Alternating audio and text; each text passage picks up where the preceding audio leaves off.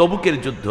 আল্লাহ রসুল সাল্লাল্লাহু আলাইহি ওয়াসাল্লামের কাছে মুনাফিকরা গিয়ে বলল, নবী আমার পেটের মধ্যে ব্যথা করে, আরেকজনকে আমার মাথার মধ্যে গ্যাস্ট্রিক, আর একজনে বলে আমার নাতিনের ঘরের ছোট ছেলের আপন সমন্দির ভাইপো গতকালকে থেকে মাথা ব্যথায় ভুগতেছে, আমার খবর দিয়েছে, ওখানে দেখতে না গেলে কেমন হয়।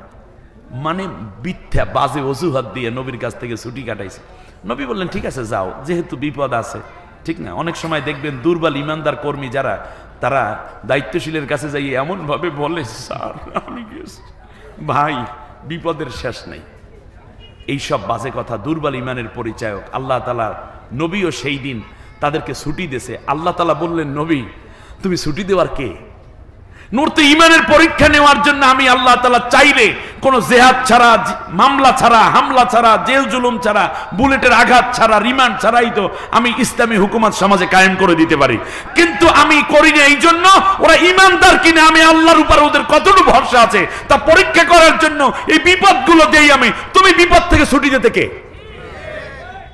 তাই মনে রেখো, তোমার কাছ থেকে ছুটি কেবল তারাই চায় যাদের ঈমান দুর্বল।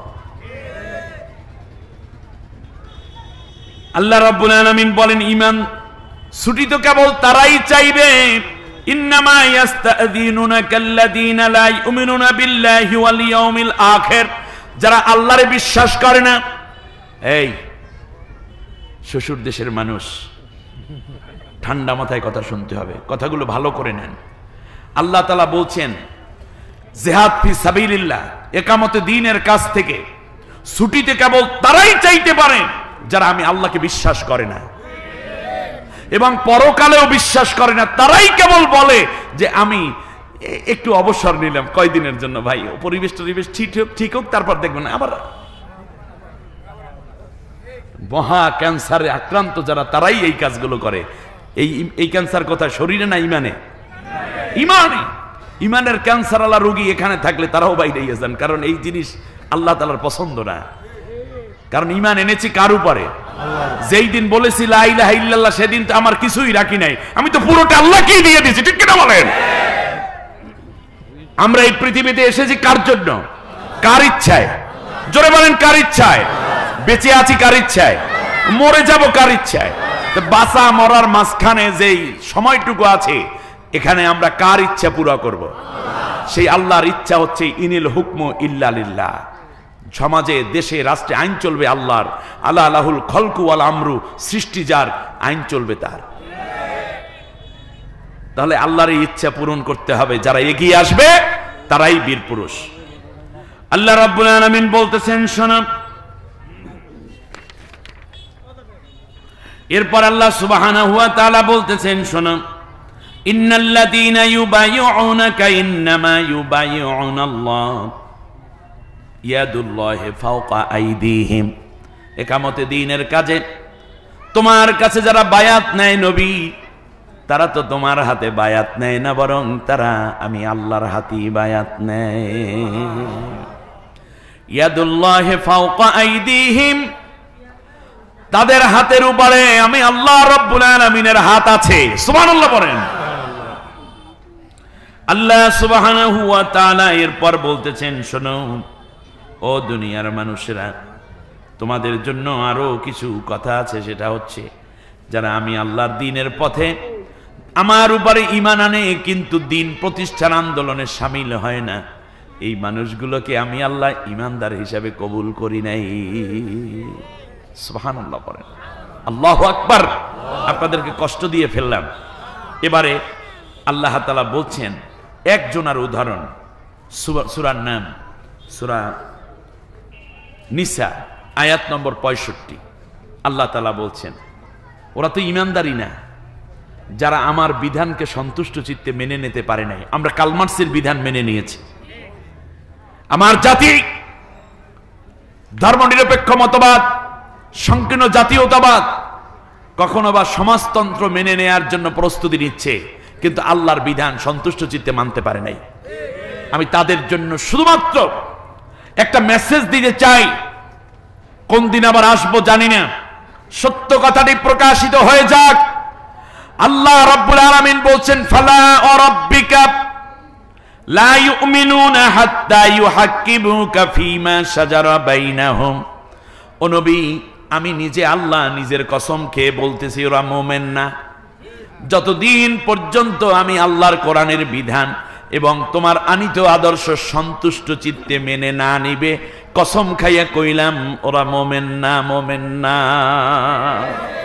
এবার একটু চিন্তা করেন, একজনের উদাহরণ দেই শুধু, আব্দুল্লাহ বিন ওবাই।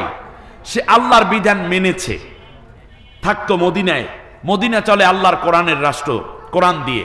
রাসূল সাল্লাল্লাহু আলাইহি ওয়াসাল্লামের সাথে নামাজ পড়ে মসজিদে নববীতে, দাড়ি টুপি জামা পাঞ্জাবি সব আছে নবীর মতো। কিন্তু সে আল্লাহর নবীর আইনও মানে, কোরআনের বিধানও মানে, কিন্তু তাসলিমা হতে পারে নাই। তাসলিম মানে হচ্ছে সন্তুষ্ট। কি হতে পারে নাই? এই আল্লাহর আইন মেনেছে, চোরের হাত কেটে দাও, জিনাকারকে শাস্তি দাও, মদ খাইলে এই শাস্তি দাও, মদ হারাম করে দাও, ঘুষ হারাম, সুদ হারাম, কয়েকটা আইন এগুলো মেনেছে, কিন্তু একটু নাক ছিটকাইয়া মানছে, চোখ ব্রুকুস করে, তোর কাম নাই কাজ নাই মোহাম্মদ, একটা নতুন আইন লিখেছে। ওদিকে নামাজও পড়ে, রোজাও রাখে। আল্লাহ তাআলা বললেন, আমি আল্লাহ কসম খাইয়া বললাম ও ইমানদার হয় নাই। এই লোকটি মারা গেল, তার ওসিয়াত অনুযায়ী নবীজির জামা মোবারক খুলে দিয়ে কাফনের কাপড় জড়ানোর আগে প্রথমে নবীর জামাটা তার গায়ে পরানো হয়েছে। নবীজি নিজে জানাজা দিয়েছেন, জানাজা দিয়ে কবরের পাশে দাঁড়াইয়া নবী কাঁদতেছে অঝর নয়নে, চোখের পানি সেইরা আমিন আমিন বলতেছেন সাহাবীরা। খেয়াল করেন নাই? আল্লাহ তুমি মাফ করো, আর সাহাবীরা বলে কি? আমিন। আবু বকর, ওমর, ওসমান তারা বলতেছেন আমিন। আল্লাহ কি কয় সেইটা শুনুন।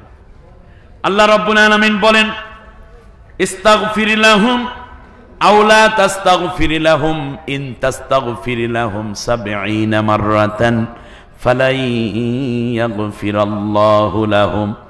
নবী তুমি ওর জন্য দোয়া করো আর না করো, ৭০ বার দোয়া করলেও আমি আল্লাহ কশিন কালে ওরে মাফ করব না। তার কারণ ওই ঈমান আনছে আমার উপরে, কিন্তু আমার আইন মানতে রাজি ছিল না, আমার আইন মানছে কিন্তু সন্তুষ্ট হইয়া মানে নাই, এই কারণে ওর ঈমান আমি কবুলই করি নাই।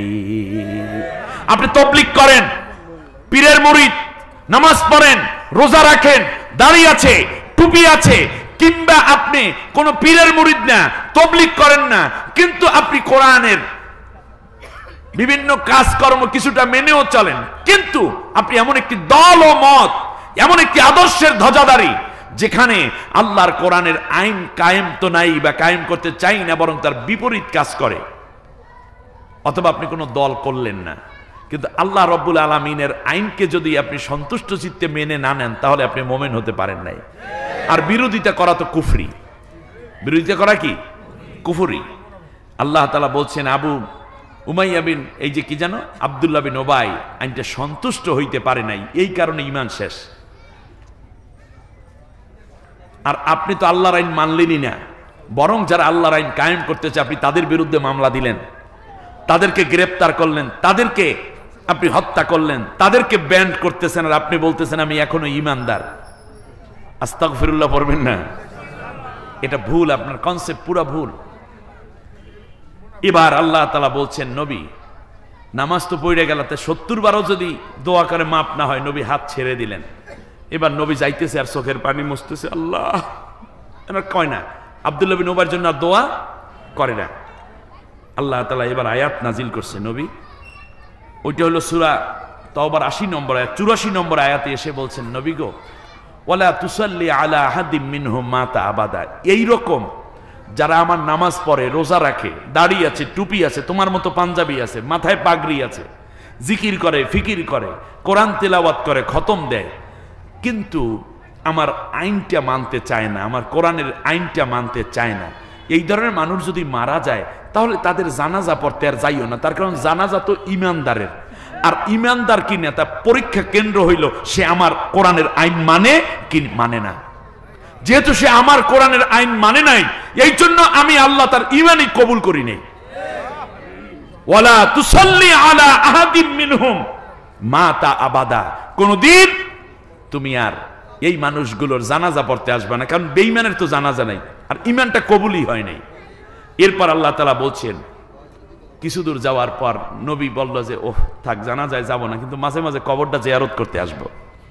তখন আল্লাহ তাআলা আবার বলছেন, ওয়ালা তাকুম আলা কবরিহি, কোনদিন তুমি এর কবর জিয়ারত করতে আসবে না, কারণ মুনাফিকের কবরে আমি আল্লাহর লানত ঝরতে থাকে। আল্লাহ রাব্বুল আলামিন বলতেছেন, শোনো, অতএব দুনিয়ার মানুষেরা, এই পৃথিবীর মধ্যে শুধুমাত্র ওই ইমানদার বান্দা বান্দি নয়, যারা ইমানের পরীক্ষা দিতে গিয়ে একের পর এক চলে যায় সেটাই নয়, বরং ওই পরিস্থিতি যদি তৈরি না হয়, স্বাভাবিক জীবন যাপনও করে, তারপরেও আমি আল্লাহ রাব্বুল আলামিন দুই দল ইমানকে ভাগ করে, মোমেনকে ভাগ করে রেখেছি। এক দলের উপরে আর এক দলের মর্যাদা বাড়াইয়া দিয়েছি।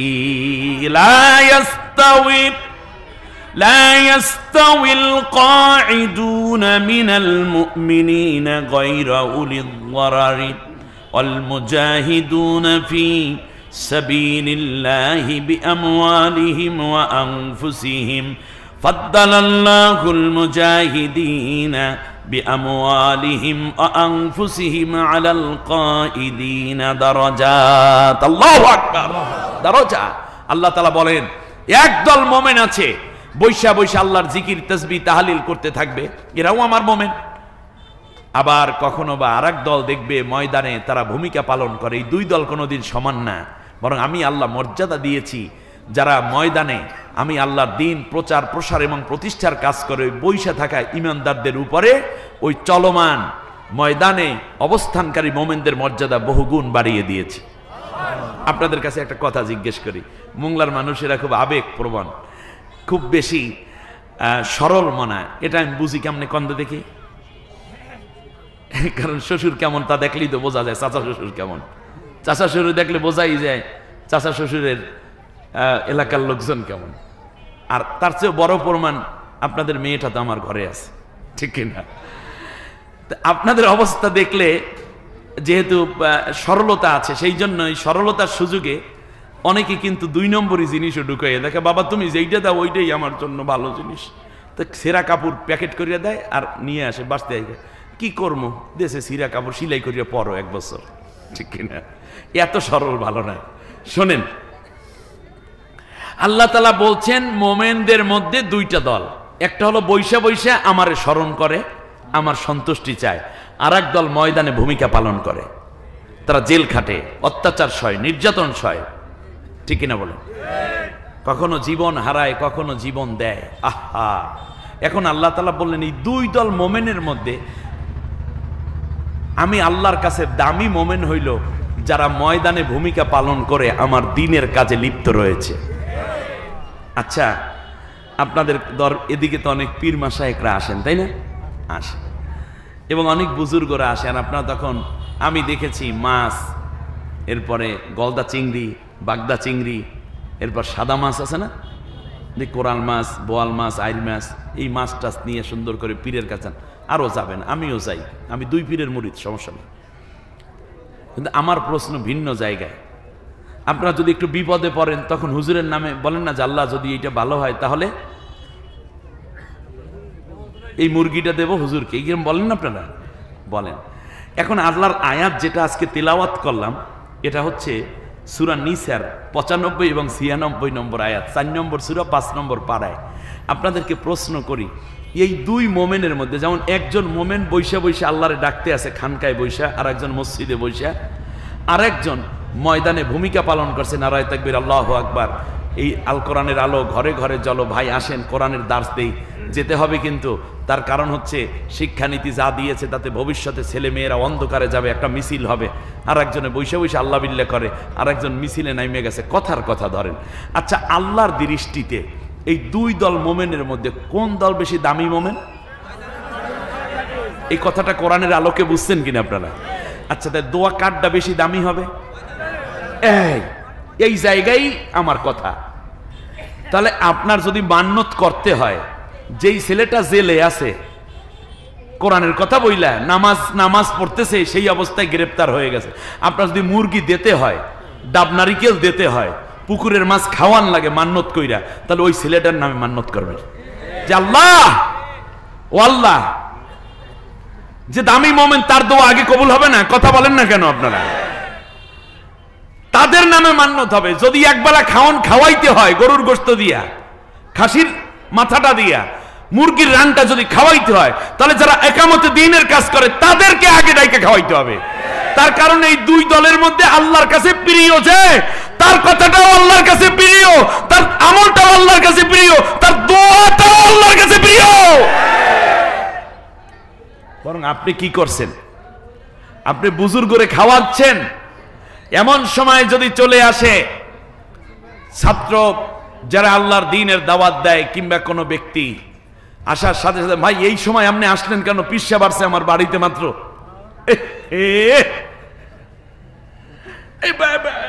বাড়িতে ইমাম সাহেবের দুগা ভাত খাও, এমন সময় আপনি আইলেন কেন? পরে আসেন, পরে আইসেন। কি সওয়াব কোনটায়? যদি চা খাওয়াতে হয়, তাহলে যেই ব্যক্তিটি জীবনে দ্বীনের জন্য, ইসলামের জন্য কষ্ট করেছে, তাকে ডেকে চা খাওয়াবেন। সব্বি গলাতে খাওয়াইতে হইলে তাকে ডেকে আগে খাওয়াবেন। ইমামত যদি রাখতে হয়, যেই আলেম কোরআনের কথা বলতে গিয়ে নির্যাতিত হয়েছে তাকে ইমামতি দেবেন। ওর নামাজ, ওর কণ্ঠ কি রকম, ও চেহারা কেমন, সেই দিকে তাকানোর দরকার নাই। ও যখন দুটো হাত উঁচু করে আপনার জন্য দোয়া করবে, দোয়া সাথে সাথে কবুল হয়ে যাবে। আপনার কনসেপ্ট ভুল। আব্দুল্লাহ বিন ওবাইর চেহারা সুরা অনেক সুন্দর ছিল, টাকা পয়সা বেশি ছিল, কিন্তু বেলাল রাদিয়াল্লাহু তাআলা আনহুকে আল্লাহর নবী কেন এত প্রায়োরিটি দিলেন? তার কারণ দ্বীনের জন্য উলুদ দরার ছিল, ময়দানে কাজ করা লোক ছিলেন হযরতে বেলাল। খাব্বাবকে আল্লাহর নবী এত পছন্দ কেন করলেন? তার কারণ খাব্বাব ছিলেন নির্যাতিত, নিপীড়িত এক মাজলুম বান্দা। সুমাইয়ার জন্য আল্লাহর নবী এত দোয়া কেন করলেন? তার কারণ আবু জেহেলের দাসী সুমাইয়া ছিলেন নির্যাতিতা এক নারী। সুবহানাল্লাহ।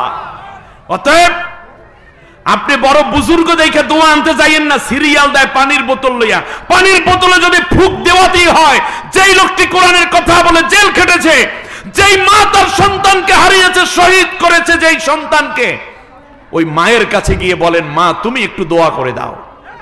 সে বাবার সামনে বোতলের কর্ক করে বলেন, আপনি দোয়া করেন। মুস্কি হাসি দিয়ে বলে, কি বলেন, আমরা কি পীর হয়ে গেলাম নাকি? বলবে না, আপনার দোয়া, আপনি ওই বসে থাকা হুজুরের চেয়ে বেশি মর্যাদা। আল্লাহ বলেছেন আপনার মর্যাদা বেশি। আমার কথা আপনাদের বুঝে আসছে? আল্লাহ সুবহানাহু ওয়া তাআলা আমাদেরকে কবুল করুন, বলেন আমিন। আমরা যুগে যুগে অনেক বিচার হয়েছে, একটা বিচারের ডিসকাশন করতে চাই আজকে। কোরআনের কথা, দ্বীনের কথা বলার অপরাধে বিচার অনেক হয়েছে। দেখুন, আমরা যদি চলে যাই, হযরত ইউসুফ আলাইহিস সালামের ভাইরা একটা ট্রাইব্যুনাল বানাইল। 10 সদস্য বিশিষ্ট ট্রাইব্যুনাল সদস্য সংখ্যা কত ছিল? 10 জন।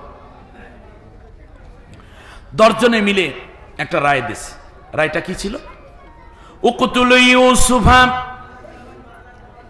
আও ইতরাহুহু আরদান ইয়াখলু লাকুম ওয়াজহু আবিকুম ওয়া তাকুনু মিন বা'দিহি কওমান সালিহিন। কি করলো? ভাইরা বলতেছে ইউসুফকে হত্যা করে ফেলো। কি করো? ট্রাইব্যুনালে বিল পাস। আর এক ভাই কয়, না না না, লা তাকতুলু ইউসুফা, ইউসুফকে হত্যা করো না। বলে তাই কি করব?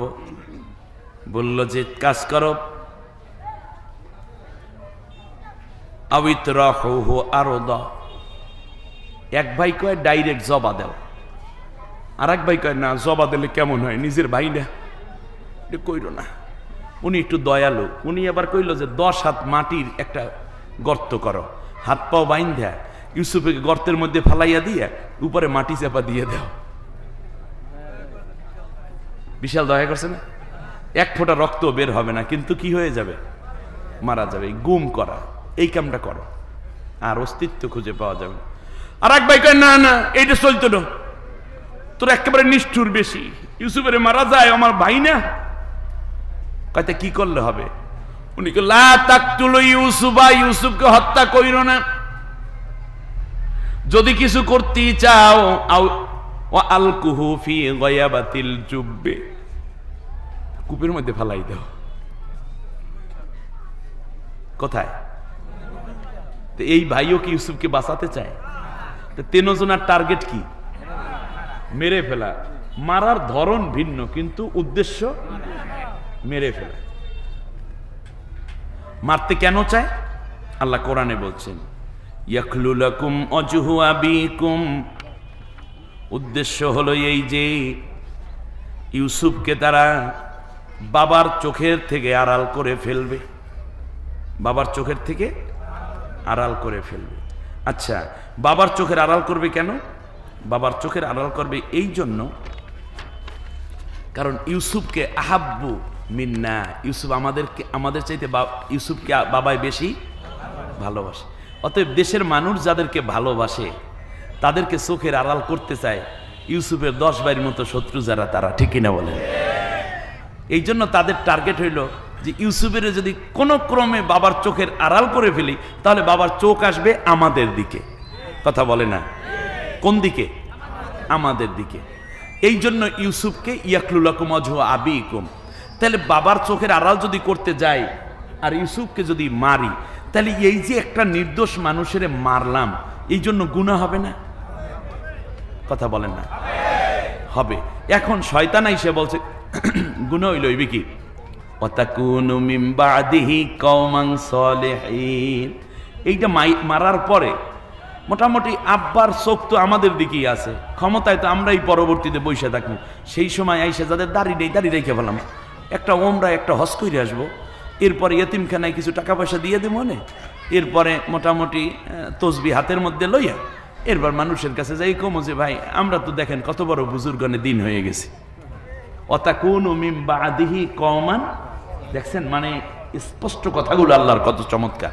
এই পৃথিবীতে অনেক খুনি দাপুটে রাষ্ট্র ক্ষমতায় থাকা ব্যক্তি এবং প্রশাসক আছে যারা মানুষকে হত্যা করে একটা আশায় যে পরবর্তীতে তওবা করে ভালো হয়ে যাব। ঠান্ডা মাথার খুনিরাও চায় পরবর্তীতে তারা কি করবে? আসলে ক্ষমা হবে? হবে না। এখন কি করবে? তাহলে ইউসুফ আলাইহিস সালামের বাবার চোখের আড়াল করবে। আমি একটা টিপস দিয়ে যাই অল্প সময়ের মধ্যে, কথাগুলো ধরে রাখবেন। চেয়েছে বাবার চোখের আড়াল করতে, কিন্তু ইউসুফ আলাইহিস সালামের যখন ওই যে বিদামিন কাদিব মিথ্যা রক্ত টক্ত নিয়ে জামা কাপড় নিয়ে যখন বাবার কাছে আসছে, বাবার তো বুঝতে বাকি নাই। বাবার ট্রাইব্যুনালে মোটামুটি ধরা খাইয়ে গেছে বিচারপতির কাছে যে এইটা মানুষের রক্তই না,